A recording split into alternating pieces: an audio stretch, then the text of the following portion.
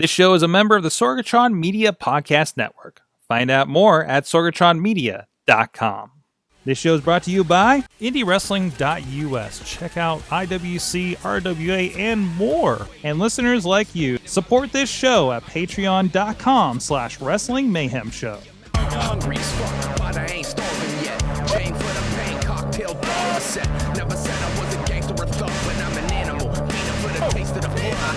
Hey guys, it is the Indy Mayhem Show. I'm Mike Sorg at Sorgatron on the Twitter here in the Sorgatron Media Studios in Pittsburgh, PA, and we got another one for you. This is again the show where we talk to people in and around independent professional wrestling, and no different, and always a victory when I get somebody who's actually from outside the greater Pittsburgh area. But we'll get into that in a moment. In the meantime, please go check out everything at WrestlingMayhemShow.com. A lot of fine professional wrestling podcasts over there where we let people swear, and over at IndyWrestling.us where you can find a lot of guys that we chat with on these shows in action. So please go check that out and support both of those causes over there. So the fellow we have on today, I was first introduced in action, watching them in action with Real Shoot Wrestling when I got to visit those guys a couple of months ago, and then happened to run into him backstage at Warrior Wrestling, my first stint out there in Chicago. So Gareseaon Creed joining us on the line from Wisconsin, of all places. I think it's the first time Wisconsin happened on the show. Hey, thank you very much, my man. So, first of all, we do a little bit of a get to know you on this show, and we were talking a little bit, and I'm really interested to get into your background and your story on this. But what was kind of your earliest memory of professional wrestling in general? I've always, I mean, if you're in professional wrestling, you're a fan. Get that out of the way right away. I don't care what you say. You are a fan of it. My earliest memories probably somewhere around the match Hulk Hogan versus Andre the Giant, the body slam heard around the world. I mean, if you're around during that time period, you kind of remember it. But I got locked into it right around the debut of WCW Monday Nitro, in the beginning of the Monday Night Wars. Not just the Hulk Hogan's, the Randy Savages, the Ric Flairs. At the times, it was more of the mid card guys that really got my attention. Dean Malenko, Chris Jericho, Chris Benoit, and then you got all these luchador type guys coming up from Mexico: Psychosis, Rey Mysterio, Juventud Guerrera. I mean, those are the ones that really captivated me and locked me in as a professional wrestler. That's awesome. So yeah, the alternative, if you will, I think it caught a lot of our attention. It was so different at the time. Yeah, it was. I mean, it was kind of like the transition from watching wrestling on a Saturday morning, kind of like a background TV show, to, hey, now this is mainstream. We got some serious realism coming on in. You got the Attitude Era of WWE, and then you got WCW coming on up and fighting at their tail end, actually beating them out for a number of weeks. And the talent flourished. I mean, you saw the rises of Stone Cold Steve Austin, who was, I mean, he was a spectacular, stunning Steve Austin in WCW. You had Rocky Maivia coming on up, making a name for himself. I mean, you saw so many superstars come up in this era that, I mean, it became beyond wrestling itself. It became mainstream pop culture that so many people were drawn to it. Excellent. So going from that, so you were a fan growing up and everything. At this point, was it something that you were like, I want to get in the ring and do this? Were there other things that were kind of leading you through life at the time, or how did that kind of work out for you? It was something I really wanted to do, but I mean, what kid growing up doesn't want to be the star quarterback to their favorite football team, right? Eventually, you realize it ain't gonna happen. So I went through school, still a big fan, but graduated. I ended up joining the service. I joined the military, Army infantry. While I was in service, I didn't have any means to watch professional wrestling. Spent most of my time overseas doing that sort of thing. And then when I got out, went to college, got my degree in social change, went into the job force. Wrestling fell off for me. I went on, and did the real world stuff, the big boy stuff. And I always just kind of felt like something was missing. Like I'm not your cookie cutter type individual. that just does things, checks the blocks, lives life the way that you're told you're supposed to live. I like to think outside the box and do my own thing. Um, so then at one point, here I am, 32 years old, got my own house, white picket fence, dog in the front yard, the whole deal. And I find out 8 miles down the road, there's a guy that's got a wrestling ring in his barn, Shane Hill. Why the hell am I not there? Got a hold of his number, gave him a call, and that Sunday I started training. And I started doing it thinking, all right, if anything, it's a way to keep in shape. Yeah. And then I just kind of got into it. I'm not going to say I was getting into a swerve right away. I'm really stubborn that way. But I enjoyed it. I enjoyed it a lot. I enjoyed going to a couple of the local shows. And I'm like thinking, hey, if I even get to just doing these shows once a month, I'm set. And that's kind of how I got into the business. I started out. I love that. There's a similar story I think Chelsea Green tells where she like realized Landstorm School is like in her town, and she's like, why not? So it worked out for her. So Landstorm of all people. Yeah. Like, oh, one of the best trainers is like 2 miles from my house. Okay, Well, so. And even then, finding the history of just the program that I came on of. Yeah. I mean, Shane Hills he's a local legend, but I mean, if you say the name outside of Wisconsin, people are gonna kind of like look at you weird. Yeah. But you tell them, well, no, it's the Mercury One program that Kamikaze Kennedy came out of, and also Hornswoggle. Watching old video, you see you see videos of CM Punk up in the NWA Wisconsin. I mean, there's a fair amount of history that comes out of Wisconsin. You just holy crap! And I came on at the tail end of this. I didn't even realize it. So you had like no awareness of like independent wrestling kind of as a whole. You just like you knew your WCW and your WWF and that was it for the time, right? That was it. I graduated high school in 2003. So from 2003 to 2016, I call that my black hole of professional wrestling. Anything that happened there, I am completely pop culture wise ignorant of. Yeah. And if you kind of take a look back at like a big history of the most recent popular indie wrestling, say Ring of Honor, their heyday is from 2002 to now. I missed it. I missed Nigel McGuinness. I missed Brian Daniels or Daniel Bryanson, or I mean, however he was. I mean, I missed so much. Kevin Steen, El Generico. I missed it. I didn't know it existed. So now here I am.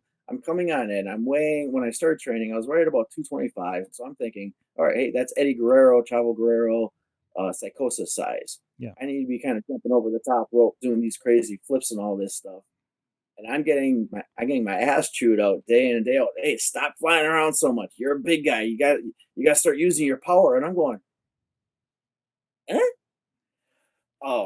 So then once I started getting the okay to go into matches and realized, oh crap, I'm the biggest guy in the locker room. Mm-hmm. I don't have to do so much of that flippy do stuff anymore. I mean, I still do once in a great while, but it definitely changed my dynamic. And I'm like, all right, I got to hit some YouTube. I got to get some videos. I got to do a lot of studying up on what's modern wrestling versus 90s wrestling. Mm-hmm. So tell me a little. So you said you found a ring in a barn and everything like that. And you're discovering the background. Did anything surprise you about like one? What was the aesthetic of training in a barn of all places? I feel like this is I think this is the story from the Mick Foley book, if I recall. With I think I made a Mick Foley reference when I first walked up to this thing, like saying, "Hey, now this sounds like the beginning chapter of an autobiography." As I walked up to this old rinkety barn, you open up the doors, and sure enough, it's just big enough to fit a wrestling ring. If you hit the ropes too hard on one side, you hit the wall. Mm-hmm. But yeah, it was very much like that. Occasionally, we'd have a bird fly in.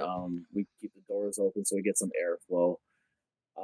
And we're flipping tractor tires. I mean, we've had stories of for our cardio, we'd be climbing the silos. Just things like that. It was just a very, very country, rustic style of training, and very old school style. It was definitely a late 80s, 90s style of training that we did. Mm-hmm. So getting into it, you started doing the shows. You know, were you this persona to begin with? You know, were you still kind of figuring it out, or where were you going with that? I had the name, but I was thinking, you know what, I the character will come out. I'm just gonna go on out there and I'll do my job. The promoter will tell me what they are expecting me when I go on out there. So I had the name and I had some ugly ass orange and brown drums. Uh, so I went out there, did the thing. I have an extensive martial arts background, so I tend to throw in a lot of kicks and that sort of stuff, and then some MMA, Hoist Gracie style jujitsu in there. So I throw that in there as best as I can, and it wasn't really taking off. Like I said, if I'm doing shows once a month, I was happy with that. Um, but then we were doing a fundraiser for a local VFW, and I'm going, well, we got one guy on the roster who is he's a military vet himself, and he's doing the whole GI Joe thing. And I'm going, well, let me be a little bit more nationalistic version of that. Let me be the Cobra to your GI Joe. Hmm. That's when the pain started. I wore some of my old gear a little bit that first time, but that got some traction. That the fans really like that, and I didn't have to be so. I mean, I was so physical, but I didn't have to do so much. I mean, I just showed up, and with that wave of one hand, I got some people cheering, or with a snarl another way, I got the people booing. Depending on what kind of what side of the puppet I wanted to play, and it just took off from there. It became a thing. So here I am, 4 years later, still doing the mercenary thing. Awesome, awesome. So tell us a little bit about we were talking about how well traveled you were. About you were mistaken at one point for being from Winnipeg for some reason in Canada. Like, can you tell Yep. us a little bit about that? Because again, I've seen you down here south, in West Virginia. Again, running into you up in Chicago. Like, I'm already seeing how traveled you are just in experience in 2 months. I mean, one of the things that they hammer into you when you're, hey, how are you going to make it in this business? Mm-hmm. Jump in your vehicle and travel. How many people do it? Not a Mm-hmm. lot. But I got stuck in a weird position right from almost from the get go. About 6 months in the business, I had lost my shoot job. But I didn't like lose it, fired, no paycheck right there. I lost, and I got 3 months of severance pay. And it just so happened that at that time, Danny Duggan, who runs Canadian Wrestling Elite, based out of Winnipeg, Manitoba, um, had a tour going on, a 3 week long tour. And I'm like, I'm already getting paid. Can I come up and just work? And sure shit, he allowed me to come on up there, and I worked up there. Got to meet up with Chase Owens and mainly Tony Kazan. I mean, Chase Owens was a great help. So I faced off against the Bullet Club very early on. But moving up with Tony Kazina helped out so dramatic. I mean, being able to uh, just follow him around, train with him, learn how to live on the road with him, share a couple of beers and a couple of stories, and just kind of take, absorb what I can while I was on tour from him. And then, getting to meet up along the lines of like, I'll run across Silas Young here because he's also from Wisconsin, but being on tour with him and being able to have matches with him, being able to train with Jonathan Gresham while I'm up there, having Nikita Koloff giving me feedback on my matches and giving me a little bit of pointers here. Those Canadian tours helped out so much and early on, and I've done 4 of them now. Um, it was great. So I mean, and then also got connected with other guys while I was up there. So since being up in Canada, I've taken opportunities to go to North Dakota. I work very heavily in Minnesota. I just started getting in heavily down in Illinois right before this COVID situation happened. I've been picked up down in Oklahoma. I've been down in Kansas. I just recently came back from Dallas. You saw me in West Virginia. Rico De La Vega was the hookup from there. I debuted last November for the Monster Factory. Um, hey, you got a spot in a vehicle, or hell, I find out about a show that I'm really itching to go on. I'm gonna make it happen. Mm-hmm. That's awesome. That's awesome. So we've talked with several people. You mentioned your military background. Like a lot of people, like wrestling, seem to be like the transition. Like in their cases, that helped them out. Now it sounded like you had a lot going for you here going into wrestling. But was there something that that attracted you to it, or helped kind of transition going back into civilian life a little bit? Give you a little something you were missing. I to kind of go off a little bit, and I never really talked too much about this. I am diagnosed PTSD, but it's Hmm. not like one of those. I'm gonna wake up in the middle of the night thinking I'm still in combat. No, it's one of those. I have the on switches on. I'm always doing stuff, and I don't know how to turn it off. Right. So when you got a regular 9 to 5 job, you can go home, de-stress and vent, and turn it off. I can't. Hmm. Um, So when I got into professional wrestling, that was my outlet. Before that, I was always trying to do something like martial arts or working out or doing these long, like Tough Mudder or Spartan race type things. I was always training for something to kind of just try to keep busy. Yeah. And that's my mindset. I got to keep busy. I got to keep being prepared for the next thing, whatever that is. Professional wrestling gives that to me. I got to be ready week in and week out to go on out and do. Hey, I got I'm going to be on this show. Hey, I'm going to do the main event down here. Oh, hey, I'm just simply going down here to network and talk to the promoter. It constantly gives me something to do. Also, I mean, when I was in service, I was constantly moving. We were based out of places, but I mean, you go yeah, you live in a barracks for a year, but within that year, every 2 weeks, you're going and taking a week-long training mission, a 2 week long, a month-long training mission. You're barely at the barracks ever. And Yeah. I was in South Korea. That's how my year over there was spent. Being deployed to Iraq, we kept going over and then moved on to different combat outposts because we were kind of going and mission divisive type unit that we were in. So we're going around where we were needed, and we needed a little extra force in that area. Um, so I was very nomadic while I was in service. I came out, and now I'm growing stagnant. I'm not comfortable. I'm uncomfortable with it. Hey, here's professional wrestling. Hmm. Wow, I'm adapting really quickly to this, and it's just another avenue, another approach to this that I love. On top of being able to be in front of people, being in front of fans, uh, right now being one of those guys providing entertainment in a world where we don't have much live entertainment going on, sports or concerts and such. So being able to be at the front lines of that, I take very seriously. So professional wrestling gave me that outlet to return to my always be prepared nomadic lifestyle that I became accustomed to. That's great. It's probably a sense of just like this kind of combat ratty mentality on top of it too, right? Yeah, that fills that Yes. in. I had somebody ask me about being nervous before a match, and every time. But I also compared it to being nervous before going outside the wire before a mission. Hmm. Um, like I'm ready to go out there, but I'm ready as I can be because you can't exactly be ready when shots are fired and bullets are flying by your head. There's no way to actually prepare for that. You're gonna Yeah, find out what exactly you're made of when something like happens like that. yeah. When we go into the ring, I don't exactly know what's gonna happen. Is everything gonna go to plan? Are we gonna have to adjust fire on the go? I don't know. So I have that same kind of anxiety, nervousness from military to the ring. Interesting, interesting. I'm always interested to see how that connects because I hear this like a version of this story so many times, and to see how that goes because I mean that's got to be tough, kind of coming back and just going back to quote normal life like that. So Normal life sucks. tell me about it. I'm an entrepreneur. Ain't no normal around here either.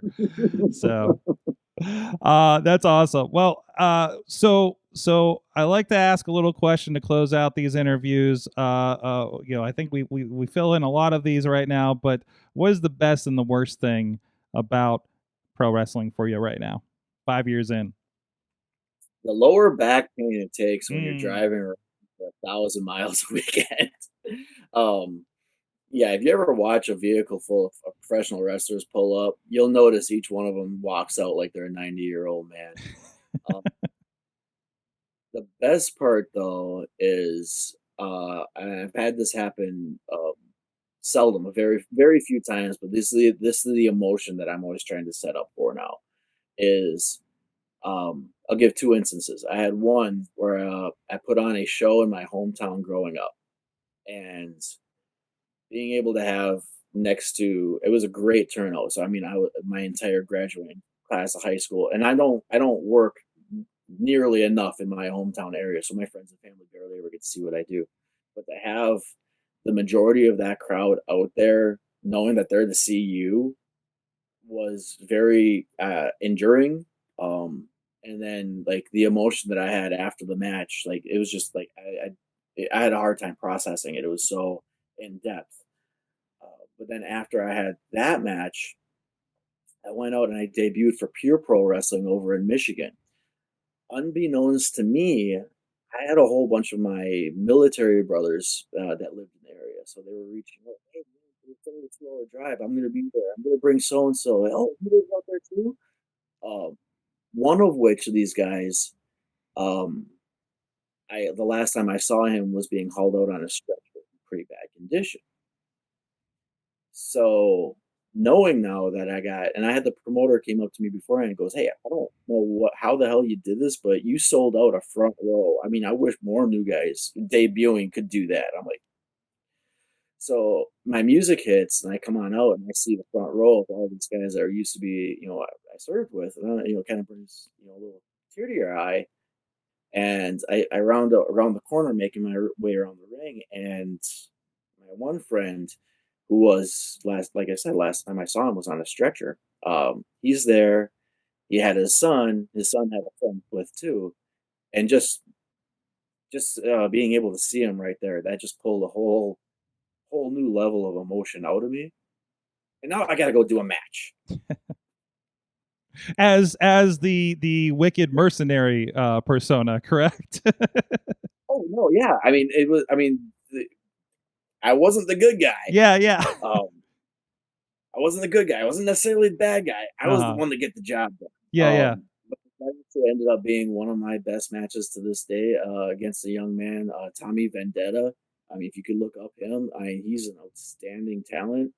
Um, and then we went and tore it up. And again, like right afterwards, I had so much emotion. I just had to like I had a hard time processing it. I had to physically walk away from everybody to let it sink in, really. Um, but those two instances told me that anytime that my music hits and I walk out that curtain, that's the goal. I want that emotion. If Hmm. I can get emotion, like if I can let the crowd get that, and I receive that feedback, then I know I just laid it all out there for them. It's fantastic. Well, thank you so much for joining us. Where can people find out where you're coming up in the very near future, or find out where to find more? Well, in the very near future, because of COVID going on, we got a lot of stuff in flux. But I will be making an appearance. It will be in attendance at Warrior Wrestling in Chicago Heights, September 26th.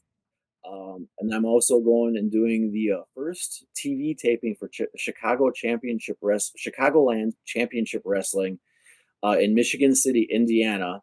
That will be October 3rd. And if you're not able to make attendance for that, that one is going to be the taping for the first episode on Amazon Prime.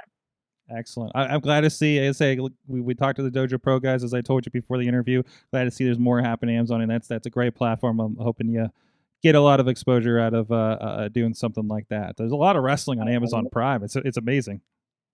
I'm hoping so too. And I'm in the main event on that show against Marche All Day Rocket and Chris Shogun Logan. And that's going to determine the first Chicagoland Championship Wrestling champion.